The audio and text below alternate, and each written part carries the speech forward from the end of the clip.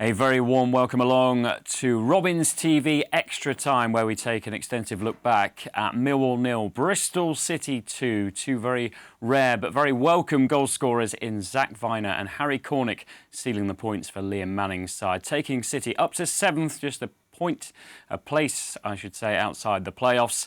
Level on goal difference with West Brom. Going into the game against Hull on Saturday, it was a great win in the capital, and we can look back on it with Leroy Rossignol and Lewis Carey, who've represented City with distinction in the past. And Lewis, it was a scrappy game, I think we can all agree. Two fairly scrappy goals, but the resilience, the character, again, sealed that first away win since November.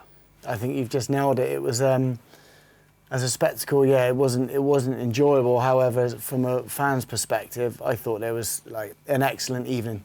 So clean sheet, away win. Lots of blocks, lads who have been out in the cold for a little while coming back and scoring the winners and things like that. So I think there was loads to be really, really pleased with from a coaching point of view, and all players, fans and coaching staff would be delighted with the outcome. Yeah, 10th clean sheet of the season, Leroy. Let's look at the stats now. They certainly shaded it in terms of shots on target, which is one of the key metrics, of course. And Millwall very subdued tonight. They're really subdued. I'm surprised they had so many shots. I'm surprised they had a shot on target, because I can't actually remember that. Yeah, City's expected goals, they did create the better quality chances at 1.83. I can't remember Max O'Leary having too much to do, because City nullified their threat. Look, Millwall looked poor tonight, but I think City need to take a lot of the credit for that, because early on there was a threat there and they nullified their main threats and controlled the game for the most part. So I think Liam Manning will be delighted with those stats in terms of, because Millwall have been a tough side to beat. Only one defeat in their last 8 games before tonight. So, you know, that was a really, really impressive 3 points for City. Zack Vyner was your player of the match, I know. Lewis, from a centre-half's point of view, how much did you enjoy the performance of the defensive unit really tonight? Yeah, I enjoyed all three. You know, and the goalkeeper behind when they needed to come and collect crosses, so he did, and punch crosses and so on. But the three centre backs, and Zack in particular, I know he shades it because he got his goal, and I think Leroy said it. What was it? One in 2.5 years, which is brilliant for him. But it was the volume of blocks. So even though Millwall had 13 shots, their expected goal was so low because of the number of players that City had around the ball on all occasions. But Zack was confident in possession. You know, they were calm in waiting for Millwall to jump before they played through the lines. They did that with ease in the middle of the pitch. And defensively, like I said, yeah, the three of them were outstanding all evening. Great celebrations from Zack Vyner when he scored, and from Harry Cornick as well, which we'll see shortly. But let's take a look back at this first half. It was a sort of a dearth of quality, mainly from the home side, really. Quite subdued atmosphere at the New Den, Leroy. City should take credit for that, and the approach play was neat without having that final ball. Yeah, and as you know, Lewis said in commentary, it was a bit scrappy at times, but they got into some really good areas. This was the ball down the side for Sinclair Armstrong, and he's got plenty of time, and he doesn't get his head up quick enough, and Lewis pointed it out. While that ball's on the way, he should be looking. He knows there's no one coming there. He should have been looked behind him a couple of times already, but now he's starting to look, and now he's looked, and it's too late. And he should have looked a little bit earlier. Again, a great interception here.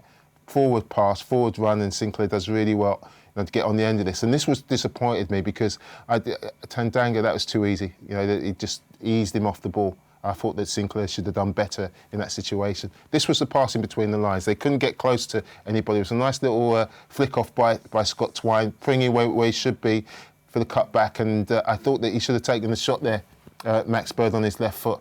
But they got into those areas on numerous occasions, some really good play up until around the edge of the box, and then it just fizzled out.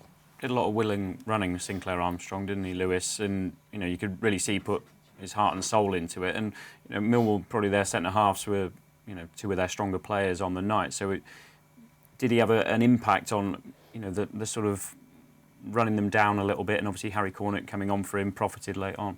Yeah, I think the tough one for Sinclair in the game was that the goal when Cornick flicks it and Bell runs through. Bell was playing wing back at the time, and that's what Leroy was saying before the game, is that Pring and Sykes needed to do that. They needed to join in and run from wide towards goal at times to help Sinclair, where Sinclair was doing a lot of running, like you just saw, out wide, and it's probably the reason he come off on 70 minutes with cramp, because he did put a lot of effort in. However, at times you want him to be between the goals and score tap-ins like Zack and Harry did later on. We've seen a couple of bright moments in that first 45 from Bristol City. We can look at some of the first half chances now as well. And there was a hint of what was to come in some of the defending from the set plays from Millwall. And City did look like the more likely scorers, didn't they? Yeah, they were off all evening, Millwall, in all aspects of the game. I thought City played through the lines from these middle third areas really, really well. Leroy touched on here, I think, you know, if Sykes has that extra touch now, it'll allow Twine on the penalty spot to stand still and get the pull back. So they were a little bit rash in these sort of situations at times, like we saw with Sinclair a moment ago. However, it was easy for them to get into those situations. And interesting enough, from set plays all evening, City were really bright. They were, you know, a lot of first contacts, a lot of balls dropping in around the box. They got the second contact as well. Little clever things like this. They read the situation as well. So when it was right to put the ball in the box, they did it. But they also recognised situations, you know, where they could play short. This sort of instance was, you saw a lot from Zack and the lads. They went a lot longer, I should say, sorry, this evening than I've seen them in the past. However, Twine got the ability, hasn't he, to bring the ball out of the air, and there's a lovely little half volley strike, catching it, try and catch the keeper off guard early. Leroy, it's that ability, isn't it, to mix things up. We know that City have got a really nice style about them, and their approach play is really neat, and they can play through the lines, but they can mix it up as well, and they have to do that in certain games. You know, they've got to grind it out like they did. Yeah, absolutely. And it's key. It's about, you know, decision making. You know, you cannot tell a player, look, just go and play through the lines. He's got to recognise that. And the key was Rob Dickie, you know, with the ball. You know, we talked about his defender, but when he had the ball, he played some really, he fizzed some balls through the lines, between the lines. Then when it was on, you just put your foot through it, try and get it into your front player. I mean, he got it into Scott Twine there. And, you know, when you've got big centre halves, the trajectory of the ball into the front man or centre forward is really important. And they kind of drilled it in. They didn't leave it out there for centre halves to come and head it. You know, that last one where Twine's got it down, it's just in that area where centre halves can't come and get it. So their passing out the back was excellent, and it needed to be.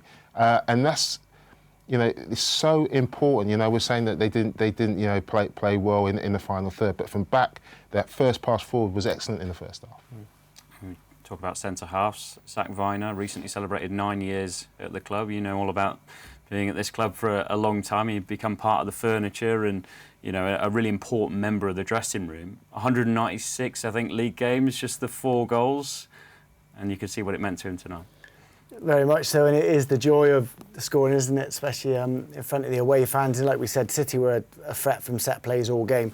But Leroy touched on it, and it's Pring's influence here and calmness in the box. So you saw a lot of the times, especially with Millwall at the end of the game, you know, the rashness and firing balls over the box. But it's a good delivery. They attack it well, get decent first contact, but then the calmness from Pring to pick out Vyner for, you know, Pring's second assist in 2 games and Vyner's fourth goal, like you said, in 200. And yeah, you're delighted for the centre-backs because they go up and they want the ball to come in the box, and Dickie's attacking it, and there's a lovely little tap in for Zack, but you can see there the emotion and the feeling and the buzz, and something that centre-backs aren't used to too much. What I love about that from Pringy is that it's when Rob has headed it down, he's looked. You know what I was saying about when Sinclair Armstrong, he's not looked. He's not looked till he's got on the ball. Yeah. As soon as Rob gets that first contact, Pringy's spotted Zack Vyner, and then all he has to do is concentrate on his technique. You know, he's not panicking because he's not, okay, I know where he is, I just concentrate on my technique. And that's why it makes it look so easy, because his awareness of where Vyner is early.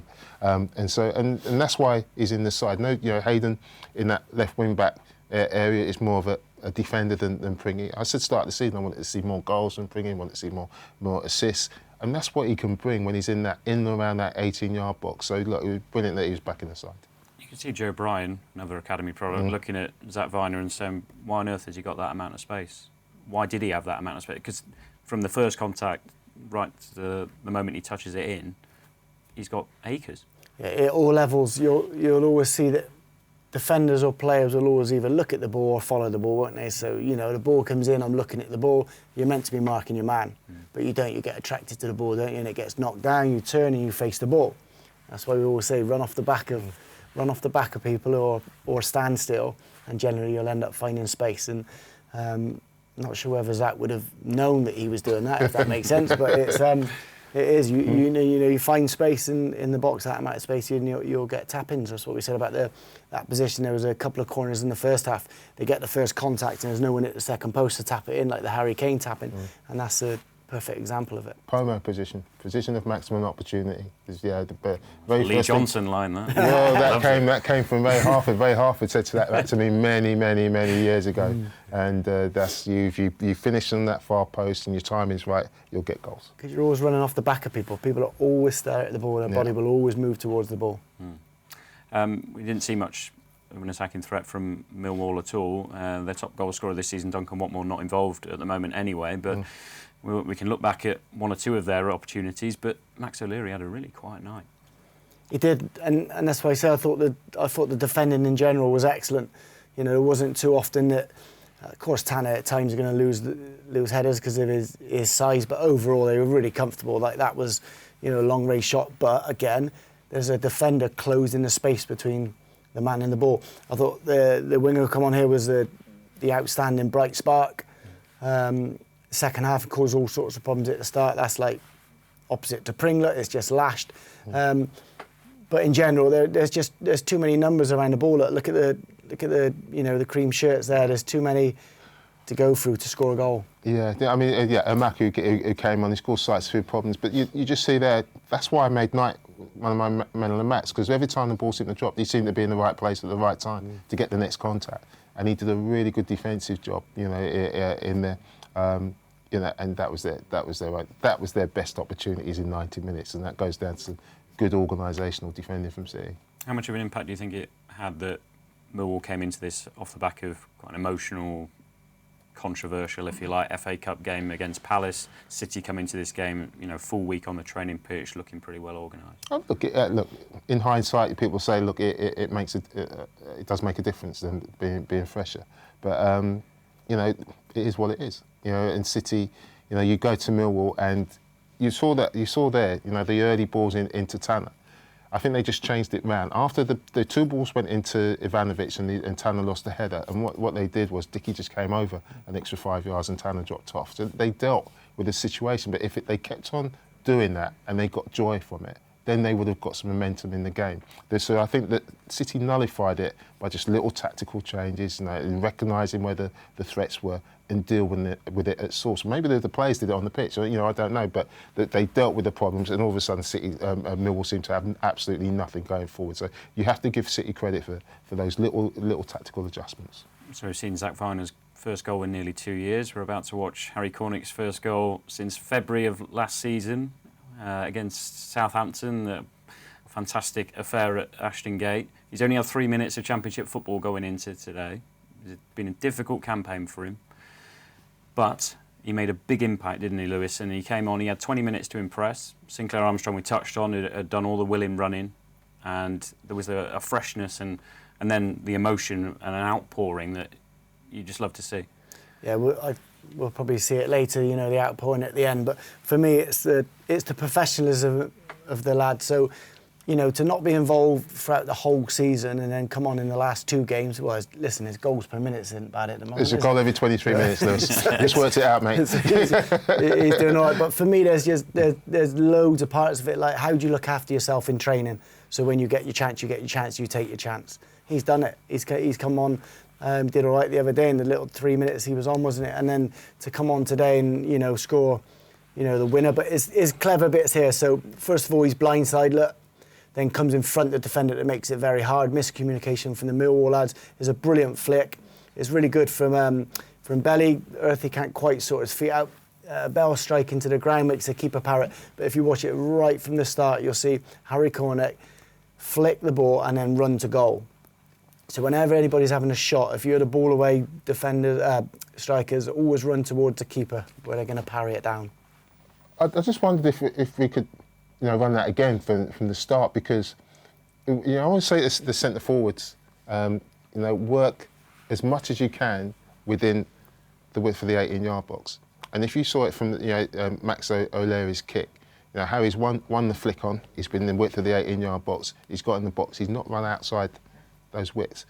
You see here, he's kicked it here, and he wins his flick on. He gets between the two centre halves. Neither of them can go for the ball, and he's just run again. He's between the width of the 18-yard box, and he gets his goal. It's no coincidence. But, yeah, and you know, we saw Sinclair Armstrong, you know, running into wide areas in the first half, almost wanting to get into areas where he's going to get the assist. As a centre forward, you're not going to get your goals if you keep running towards the corner flag.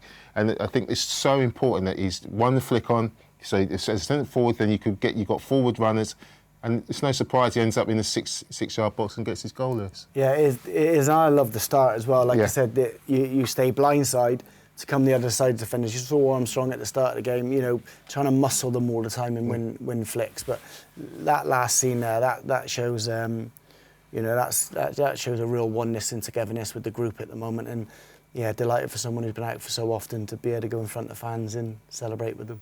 And in those back-to-back wins, we've seen players pop up who haven't previously in the season. It's George Earthy getting 2. Now it's Zack Vyner. Now it's Harry Cornick. That's what you need, isn't it? We were discussing off-air earlier, Lewis, about the playoff season that you played in when you got to the final, and Darren Byfield being the top scorer with 8, but everyone was chipping in. It's massive. Exactly that. You know, Scotty was coming off the bench and scoring goals. Jamie McComb, centre-back, scoring goals. And it was probably a similar amount of goals as teams around us, but it was divided between a lot of players, and that was what, most definitely kept us up near the top of the league at that point. Yeah, everybody's got to take responsibility to score goals. Everybody looks at the striker, yeah, rightly so. But you know what? That takes pressure off other people. And we've got a striker who's going to score all the goals. No, everybody's got to chip in at vital moments and get themselves in the position and take responsibility to finish as well and do the right thing. And that's what George Earthy has done, Vyner and Harry Cornick today. So, and long may it continue. Let's look at the league table then, shall we? Yeah. Makes for good reading at the moment. I mean, we're start of a really busy period. Obviously, we touched on the fact that they look fresh tonight. They've had a week on the training pitch, but this was the start of 4 games in 11 days. Remember, City do play 5 of the top 6 in the final 11 matches of the season, but they're nicely poised there. It's just goal difference. Obviously, tonight good for goal difference as well. West Brom and Coventry can definitely be caught. You'd think Sunderland and Burnley probably too far away now, Lewis, but West Brom, Coventry, City right there in the mix and seem to be building momentum. Yeah, I think the top 4 are done. Coventry have been on an amazing run, haven't they? At some point, you would have thought that bubble's going to burst. However, you know, they have got a very good squad, and everybody thought they would be up there. Originally, Middlesbrough, I'd imagine, will come strong at some point. And Bristol City in and around it, you know, it's up to, 4 or 5 teams who can get those last 2 spots. So why not Bristol City? Like we just said there, you've got lads who have come into the team all of a sudden that have scored, that have come out of nowhere. You know, it breeds confidence, it lifts everybody. I think they're in a brilliant position going into the last couple of games, and we say they're playing the top sides. The top sides are going to be saying the same thing. They're playing Bristol City, and if you can take points off the top sides, it will definitely keep them up and around the top 6. Hull City on Saturday, Leroy? But we beat them. Yeah, look, they've had a good result tonight at Hull. You know, 2-0 against Plymouth.